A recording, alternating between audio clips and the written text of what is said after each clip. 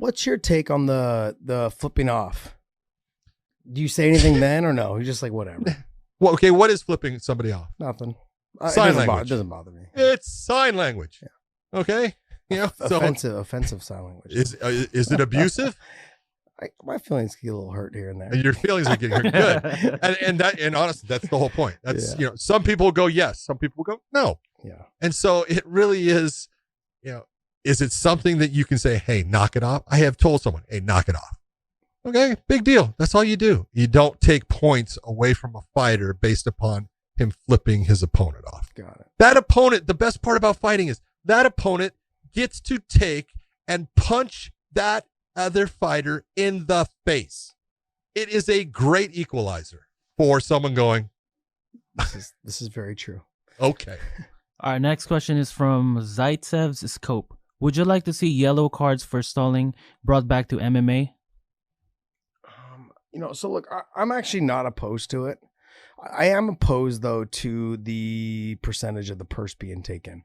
Because these guys are already not making a lot of money as much as people want to say, oh, you're making tons of money.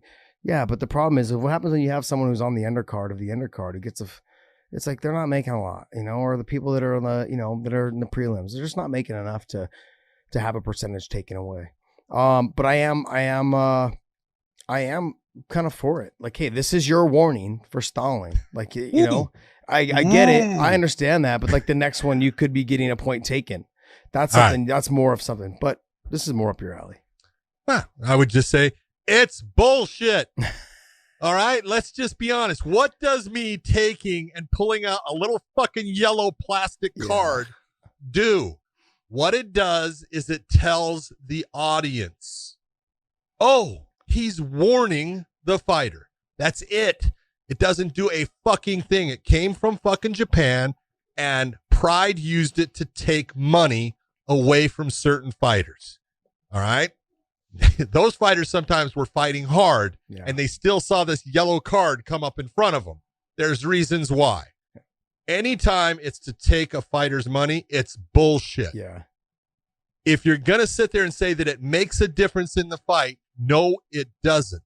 Because the referee is all the time warning fighters about, hey, get busy. That's a warning. That's the same thing. All right? It's just that it's not put out to the audience by the use of this visual card. It's all bullshit. Well, John, tell me how you really feel. Tell me how you really feel. Next one. All right, next. I did it. I used, where we didn't use it. I did a ton of fights where I did use it. And I'm telling you, they're bullshit. It's people got this thing from Pride and they thought it was also cool. No. Doesn't change a fucking thing. Yeah, I look at like the 2 yellow cards. It beats a red card. You lose, you get a point taken. I could see, but you can do that same with the same warnings. You're right. It is more of just to let the fans know. It's a visual. And then the fans start booing and yelling and trying to get the fighter to fight harder. We know that we can tell we know now that like fans make a big difference on how people perform. And we're figuring that out right now. I mean, like, don't get me wrong, there's been great fights this whole year. Oh, yes, there have. But there has been some fights that the fighters can do better. And they normally fight better when the crowd is there. They feed off the crowd, the energy off the crowd. So it'll be interesting when the crowd comes back on how much of an effect it'll have, that adrenaline dump. People are experiencing all over again for the very first time, it seems like. So that'll be fun. Go ahead.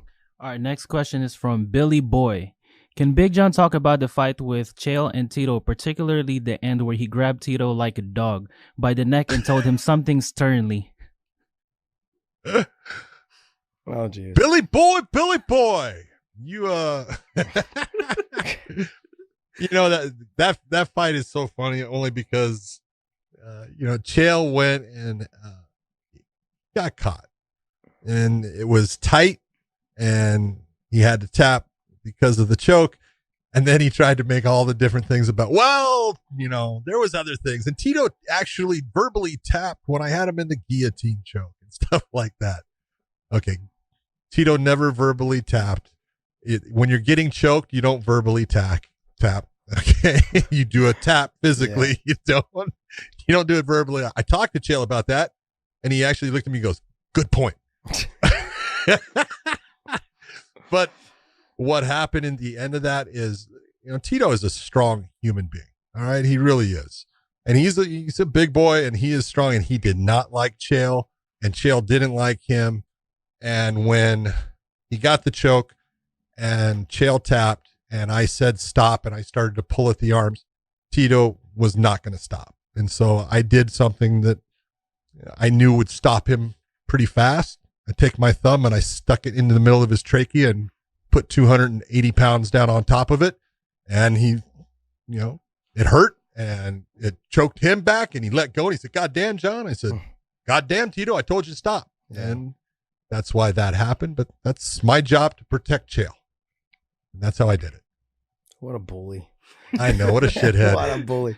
Still got it, though. 78 years old, man. Hey, Still Big John. 78 years old, 285 pounds, and a whole lot of pressure. Hey, Big John, you actually have a video on YouTube, right? Someone posted Big John bullying UFC fighters. Love it. Oh, God. I love it. All right. So It's true. There's times where you would yank, especially when you do the hand raising, grabs you and yanks you over to the center of the cage. I'm like, girl, you're ruining my moment. It's my moment. It's my moment in time. Oh, jeez. Yeah.